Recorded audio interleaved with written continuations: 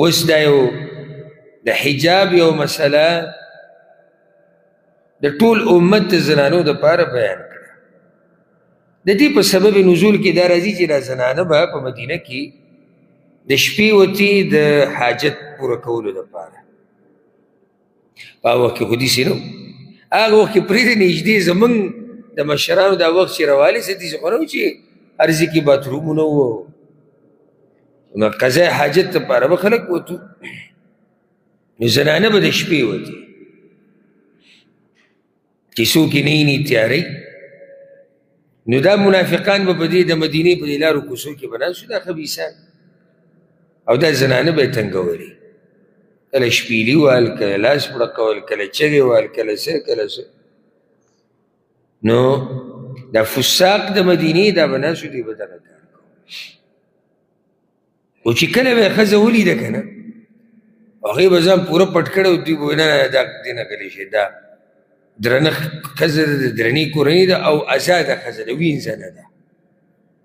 نو دلته هم الله دغه وایي چې ای پیغمبره ته دوی ته ووایه چې په ځان غټې غټې څادرې راواچي، وړې نه، غټې غټې څادرې. ولې؟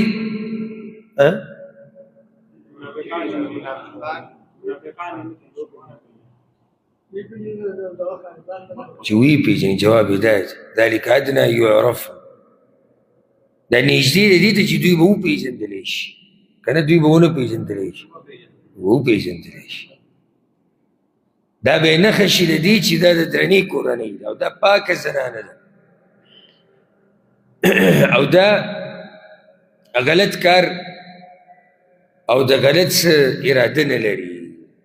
دې نه زموږ دپاره هم دا مسله راوته او د حجاب مخکې مسلې موږ بیان کړي هم دي، دلته یې تفصیل بیاني شو ذکر کولی، خصوصا سورة النور کې منګه تفصیل ذکر کړه.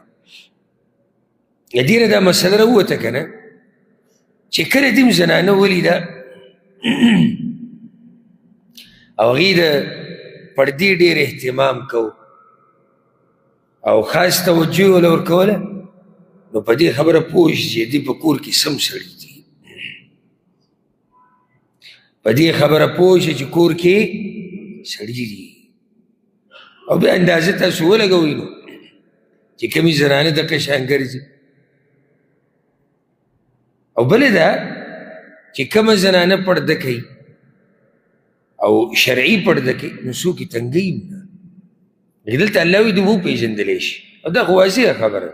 یعنې دوه زنانې دي روانې، دوه د یوې د مخ ښه صحیح پټ کړی، ښه ښکلي شرعي پردې کړي، دا بله چې دی لنډه تنګه برقه او سترګې یې ښکاره کړي دي او بیک یې ډیزاینونه کړي دي او چال چلن یې هم بل شان دی. په ایمان یې ووایئ دا چې ناستې په دې بازارونو کې او دا جنکۍ تنګوي، کومه یې به تنګوي؟ دا دویمه که دا اولنۍ؟ دا دویمه.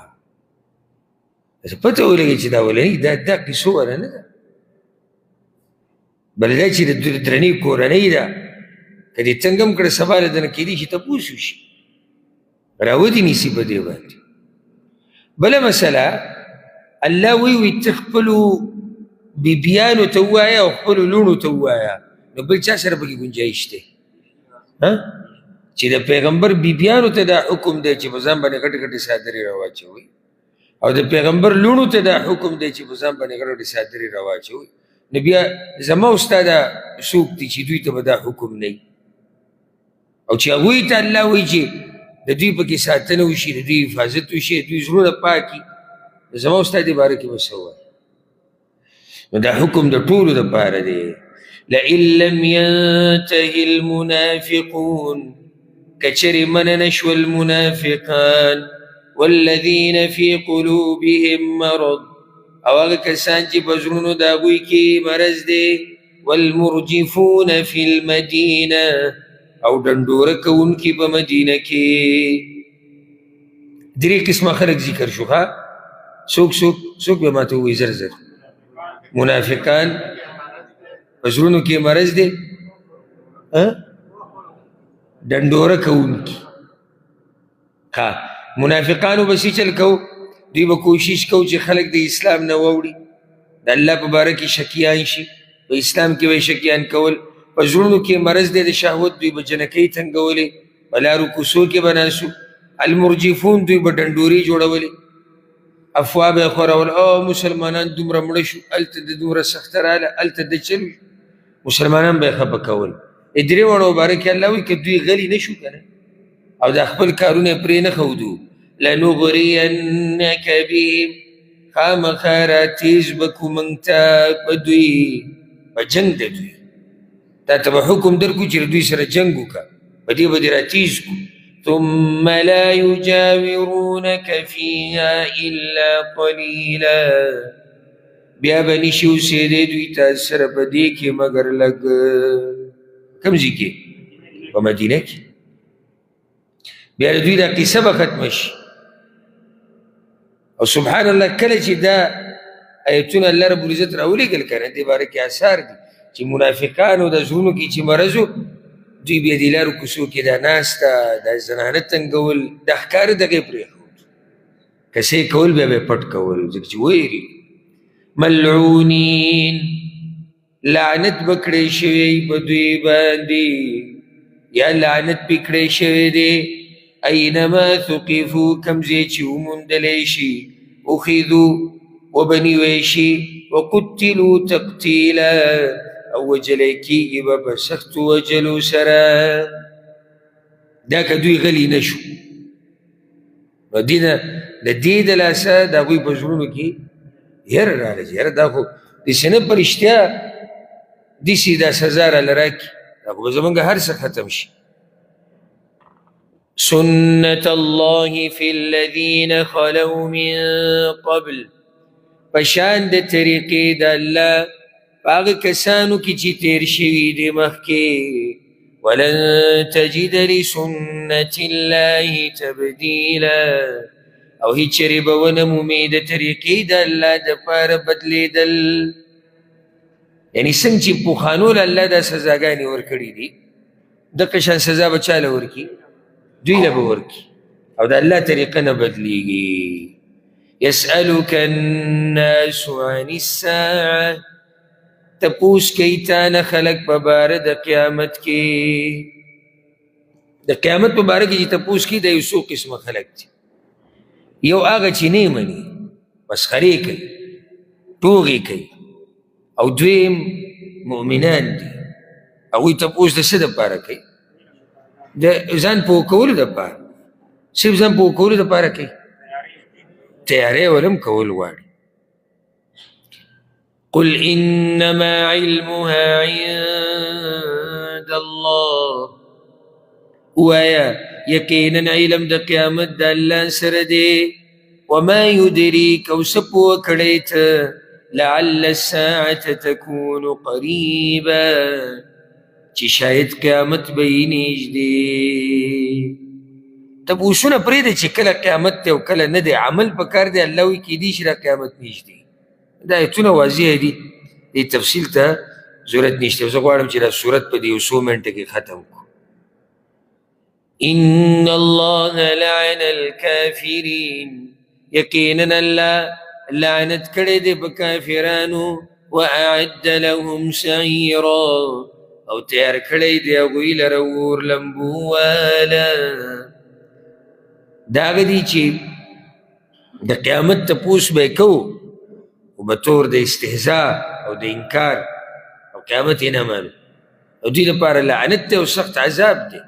خالدین فیها ابدا، همیشه به یې په هغې کې همیشه. لا یجدون ولیا ولا نصیرا، نه به مومي دوی دوست او نه مددګار. یوم تقلب وجوههم فی النار، په کومه ورځ چې راړولې کېږي به مخونه د دوی په اور کې. یقولون وایي به یا لیتنا، هی ارمان دی، اطعنا الله و اطعنا الرسول، چې موږ تابعداري کړې وې د الله او موږ تابعداري کړې وې د رسول. او په جهنم کې چې وایي او چې دعوت ورکړي دی بعضو ته چې یاره د الله او د الله د رسول منل پکار دي، الټه سره باز شروع خو یاده کوي دقه یو چغه ده د دوی. ګوره دا یې نه دي ویلي چې ارمان موږ د پلاني بزرګ منلی ارمان چې موږ د پلار نیکه بلکې دغه بزرګانو نه خو تنګ دی اوس کیسه وکړي ارمان دقه دی چې موږ منلی د الله وې او د الله د رسول وې وقالوا اویبا ربنا یا ربا زمن انا اطعنا سادتنا یقینا موږ تابعداري کړې وه د سردارانو زمن وكبراءنا او د مشرانو زمن فاضلون السبيل نو گمراه کړي وو موږ د نیغې لارې نه سادتنا هغه مشرانو ته وایي چې دنیوي دي کبراءنا هغه مشران چې دیني دي یعنې موږ خپل په مشرانو پسې روانو نو که هغه دیني مشرانو او که هغه دنیوي وو د هغوی نه علاوه د چا نه منله موږ وایو چې بس دقه دي او دوی په حق دي او دوی نه علاوه چې څوک دي هغه ټول په باطله دي الله وایي دوی په جهنم کې وایي چې هم حق مشرانو موږ د نیغې لارې نه واړو ربنا یا ربا زمن آتهم ضعفین من العذاب ورکه دوی ته دو چنده د عذابنا والعنهم لعنا کبیرا او لعنتو که په دوی باندې لعنت لوی کم مشرانو دپاره چې به دوی مناظرې کولې او بحثونه به یې کول اوس څه وایي چې یا الله دوی له دوچند عذاب ورکړه ځکه چې د دوی د لاسه موږ د حق نه اورېدلي وو